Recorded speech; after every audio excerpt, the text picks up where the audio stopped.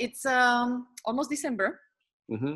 When are we expecting your wonderful Christmas jumper appearance? Oh, my Christmas jumper appearance. The Christmas jumpers normally come out on Christmas Day or the following day, because usually, like in our family, we get given like a terrible, well, I do anyway, I get given a terrible Christmas jumper every year. So yeah, it either comes from my wife or one of my uncles. This year, I'm obviously probably not going to be able to spend it with like our whole family. So yeah, it'll be up to my wife to pick a bad one for me. But yeah, I've had some brilliant jumpers.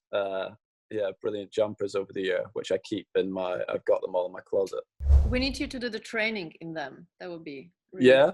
Yes, I'm expecting that. There's such terrible like quality, like they're like itchy, they feel awful to have on, so I only keep them on sweating for, like, in it. yeah. I know, I normally only keep them on for like the dinner, and then maybe a picture, and then yeah, I get them off because they're awful. They're like, you know, really cheap, terrible tops. You mentioned Kim there, and obviously it's a cliche to say, but behind every man's success, there is obviously a wonderful woman as well. I want you to go back 20 years ago, isn't it? Where did you guys meet? It's close. From when we met, it was 50. Yeah. It's like 15 years ago. 16 years. More. I take the credit for that. Cape Town. Yeah, so we met. I'm 33 now, and we met when I was 18. No, wait, no, because we were doing the pre-season with Nige, and that was 2000. No, couldn't have been. This must have been the second time you worked with Nige. Ah. Yeah. We didn't go to Cape. Oh wow. Yeah. Okay. No, because we were deaf. We were deaf. I would remember if I'd met her when we were 13, but yeah, I met her. I met her when we were 18. In Cape Town. So we met. The first time we ever met was a few months beforehand in New York at the US Open. That was the very first time I played in New York at the US Open, and I think Nige was there. Nige was there with you, but we went for dinner one night with Nige and his family, and my coach's family, Petch's family and stuff, and that was where we first met. And then we obviously in Cape Town, a few months later was kind of when it got more serious.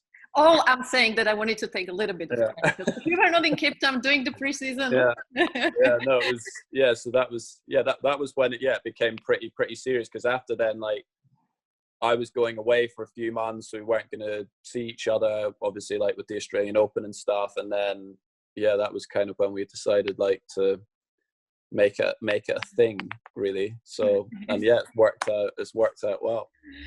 What are some of the things, because of the lockdown, that as a family you had to kind of learn, because you are not on the road, you are more often home? The beginning part of lockdown was actually fine, because, you know, we're lucky that we have like a garden and outside space and things, and, you know, we're fortunate that we had that, you know, so we could at least be outside with the kids and stuff. But the hardest part for sure was the online learning, so doing the schooling at home as parents, because you're obviously not trained in how to teach them certain things. And, you know, my eldest daughter was starting to learn to write and stuff like that, and, you know, there's a specific way that they teach those things, and she was getting very frustrated with us, and it's difficult as parents to, I don't know, just to keep supporting them and stuff, and stay calm, which I think for the most part we did well, but yeah, I learned more in the lockdown about the things that I couldn't do. I'm not very good at many things, unfortunately. You know, like my daughter is like asking me to like draw things for them and paint things like animals. And my wife is brilliant at painting and art. And I mean, I'm useless. I tried a bit of cooking, which was okay, but I need to stick to like a specific recipe, and I will not deviate from it. There's no flair. There's no, adding things that aren't, on the recipe to make it taste better. I don't know how to, like, let's say it says, okay, this meal will take 30 minutes. I have no idea how to adjust that, like if it's going wrong, like if I'm making a sauce and it's not thick enough, like what I should be doing to change that. So I just blame the recipe if it goes wrong. Just like in the match, blame the coach. Exactly. The last question I wanted to ask you, so my podcast is called The DNA. Yeah. Because I ask all my guests what they feel their real DNA is that tennis has given you, and something that you would like to transfer to your kids as well. A lot of times when I've worked with like psychologists, like they've asked me questions that has been like, right, well, if you have a kid one day, what would you tell them in this situation to try to help like teach yourself?